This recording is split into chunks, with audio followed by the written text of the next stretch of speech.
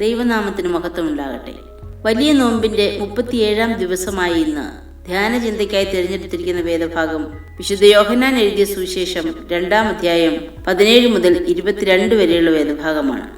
13 മുതലുള്ള വാക്യങ്ങളിൽ ദൈവാലയ ശുദ്ധീകരണമാണ് പ്രതിപാദിച്ചിരിക്കുന്നത്.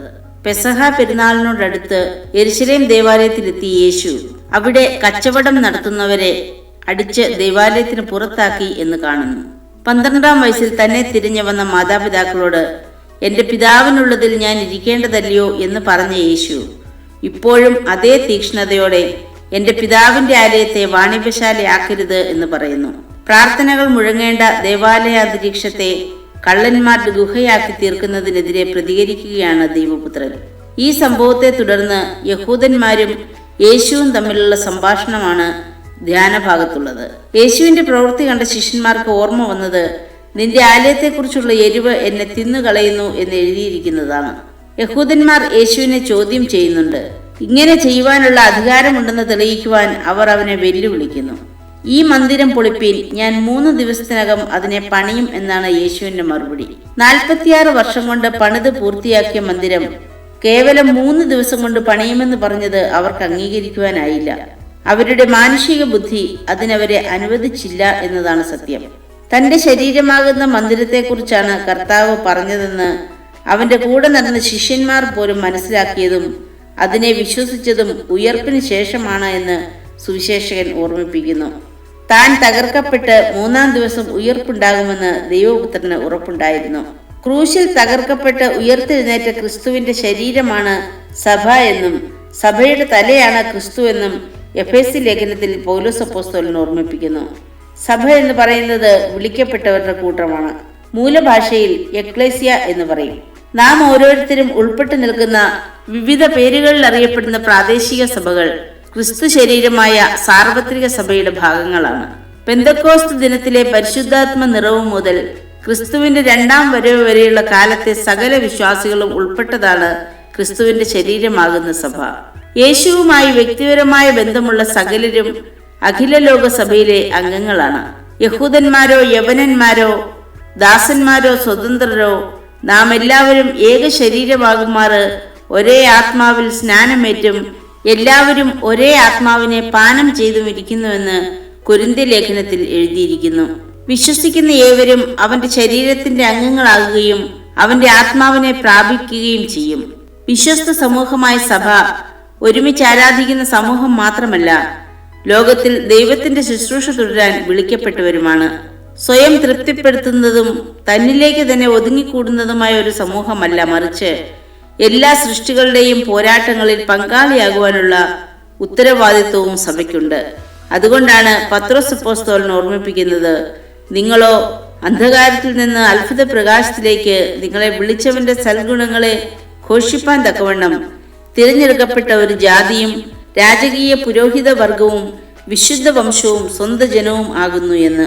ക്രിസ്തു ശരീരമായ സഭയിലെ അംഗങ്ങളായ നമുക്ക് ഓരോരുത്തർക്കും ഓരോ നിയോഗങ്ങളുണ്ട്. ഒരു സംഗീത വിരുന്നിൽ പല വാദ്യോപകരണങ്ങൾ പലർ ചേർന്ന് പരസ്പര പൂരകമായി പ്രയോഗിക്കുമ്പോഴാണ് അത് മനോഹരമായി തീരുന്നത്. അതുപോലെ തന്നെ സഭ എന്ന ശരീരത്തിലെ അവയവങ്ങളായ നാം ഓരോരുത്തരും അന്യോന്യം സഹകരിച്ച് പ്രവർത്തിക്കുമ്പോഴാണ് സഭ സജീവമായി തീരുന്നത്. ശരീരത്തിന്റെ പ്രവർത്തനത്തെ തല നിയന്ത്രിക്കുന്നത് പോലെ അംഗങ്ങളുടെ ക്രിസ്തു കേന്ദ്രീകൃതമായ പരസ്പര ബന്ധത്തിലൂടെയാണ് സഭയ്ക്ക് വളർച്ചയുണ്ടാകുന്നത്. ക്രിസ്തു നമ്മെ നയിക്കുകയും വിശ്വാസത്തിൽ വളരുവാൻ സഹായിക്കുകയും ചെയ്യും. ദൈവത്തെ ആരാധിക്കുവാനും സേവിക്കുവാനും സഭ എന്ന നിലയിൽ നാം കടപ്പെട്ടവരാണ്.